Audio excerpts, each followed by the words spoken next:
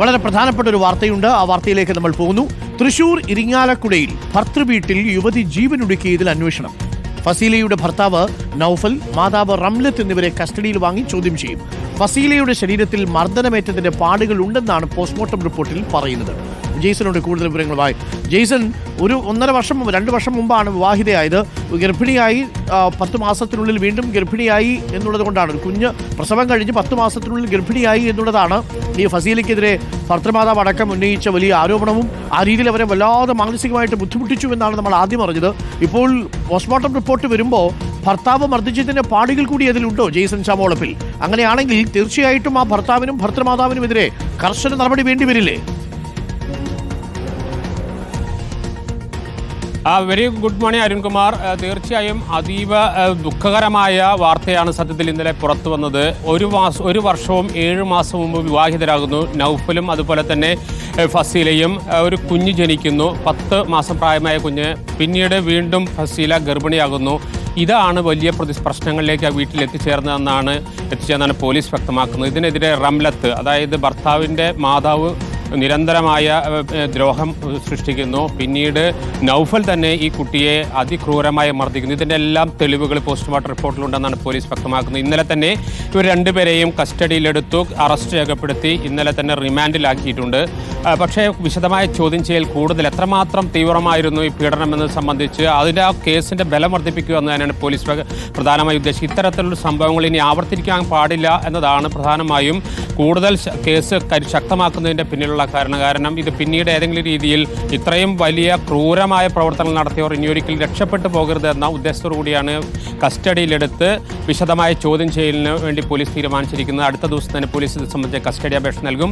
ഏതായാലും അടുത്ത കാലത്തൊന്നും ഇത്രയേറെ ഭീകരമായ ഒരു സംഭവം, കാരണം 2ാമത് ഗർഭിണിയായി എന്നതാണ്, ആ കുട്ടിയിൽ മാത്രം കുറ്റം ചുമത്തിക്കൊണ്ടുള്ള ഒരു അതീവ അപകടകരമായ അക്രമമായിരുന്നു ആ കുട്ടിക്ക് നേരെ ആ വീട്ടിൽ അഴിച്ചുവിട്ടത്. വീട്ടിലിങ്ങനെ നിപ്പല്ലേ, ആ മോനോട് പോയി ചോദിച്ചാൽ പോരെ? ഈ പറയുന്ന പെൺകുട്ടി അതും ഒരു പ്രസവം കഴിഞ്ഞ് 10 മാസം പോലും ആകുന്നതിന് മുൻപ് ആ കുഞ്ഞിനെ ഈ അവസ്ഥയിലാക്കി അയാളോട് പോയി ചോദിച്ചാൽ പോരെ? എന്തിനാണ് ഈ കുട്ടിയെ ഉപദ്രവിക്കാൻ നിന്നത്? മാത്രമല്ല ഇവർ തുടക്കം മുതൽ തന്നെ വീട്ടിൽ നിന്ന് ഇത്തരം ശാരീരിക ബുദ്ധിമുട്ടുകളും സമ്മർദ്ദവും ഒക്കെ നേരിട്ടിരുന്നു എന്നാണ് അറിയാൻ കഴിയുന്നത്, അല്ലേ ജെയ്സൺ? അതുകൊണ്ട് തന്നെയാണ് അരുൺകുമാർ ഈ കേസിന് അത്രയേറെ പ്രാധാന്യം വരുന്നത്. മറ്റു ഭർത്തൃവീട്ടിലെ പീഡനങ്ങൾ പല കാര്യങ്ങളും സ്വത്ത് സംബന്ധിച്ചായിരിക്കും, മറ്റെന്തെങ്കിലും കാരണങ്ങൾ കൊണ്ടായിരിക്കും. ഇത് സ്വന്തം പുത്രൻ ഉത്തരവാദി കൂടിയായ ഒരു സംഭവത്തിൽ ആ വീട്ടിലെത്തിയ ഒരു പെൺകുട്ടി അതിഭീകരമായ മർദ്ദനങ്ങൾക്കും ദ്രോഹങ്ങൾക്കും വിധേയമാക്കുക എന്ന് തന്നെയാണ് ആ കേസിൻ്റെ പ്രസക്തി എന്ന് പറയുന്നത്. സ്വന്തം മകനോട് ചോദിച്ചാൽ മതി എന്ന് അരുൺകുമാർ പറഞ്ഞില്ലേ, അത് തന്നെയാണ്. പക്ഷേ പല വീടുകളുടെയും സ്ഥിതി ഇത് തന്നെയാണ്. ആ കുട്ടി നിരന്തരമായ പീഡനം സഹിക്കാൻ വയ്യാതെയാണ് സ്വന്തം വീട്ടിലേക്ക് വാട്സപ്പ് മെസ്സേജ് അയക്കുന്നത്. പക്ഷേ അപ്പോഴും ആ കാരണം എന്താണെന്ന് കുട്ടി പറഞ്ഞിരുന്നില്ലേ. നിരന്തരമായ ആക്രമണം ഉണ്ടാകുമ്പോഴും സ്വന്തം ഭർത്താവിനെ സംരക്ഷിക്കുന്ന നിലപാടായിരുന്നു ഫസീല ഏത് കാലത്തും സ്വീകരിച്ചിരുന്നത്. കാരണം അത്രയേറെ ഇഷ്ടമായിരുന്നു സ്വന്തം ഭർത്താവിനോട്. പക്ഷേ ആ ഭർത്താവ് തന്നെ അവസാനം നാഭിക്ക് ചവിട്ടുന്നു, അതിക്രൂരമായ മർദ്ദനത്തിന് വിധേയമാക്കുന്നു. അങ്ങനെ വന്നപ്പോൾ ആ കുട്ടിക്ക് മറ്റൊരു മാർഗം ഉണ്ടായിരുന്നില്ല. അവർ വാട്സപ്പ് സന്ദേശം ഭർത്തൃവീട്ടുകാരുടെ മനോഭാവം മാറുന്നതിന്റെ ഒരു ഏറ്റവും ഒടുവിലത്തെ ഒരു ഉദാഹരണം കൂടിയാണ്.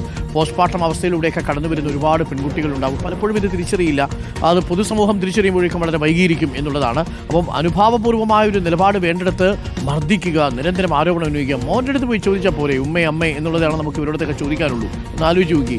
അതിന് പകരം ഈ പറയുന്ന കുട്ടിയെ ഇങ്ങനെ അധിക്ഷേപിക്കുക, മാനസിക സമ്മർദ്ദത്തിലാക്കുക, അല്ലാതെ കഷ്ടമായി പോയി. ഇനി ഒരാളും ഇത്തരത്തിലൊരു നടപടി ഉണ്ടാക്കാൻ പാടില്ല. ഒരിക്കൽ കൂടി പറയുന്നു, ഇത്തരം ടോക്സിക് റിലേഷൻഷിപ്പുകളിൽ നിന്ന് പുറത്തു കടക്കാൻ നിങ്ങൾക്ക് 181 എന്ന നമ്പറിൽ വിളിച്ച് സഹായം തേടാവുന്നതാണ്. ഇങ്ങനെയുള്ള ടോക്സിക് ബന്ധങ്ങളിൽ നിങ്ങൾ തുടരാനേ പാടില്ല എന്നുള്ളതാണ്. പ്രത്യേകം ശ്രദ്ധിക്കുക.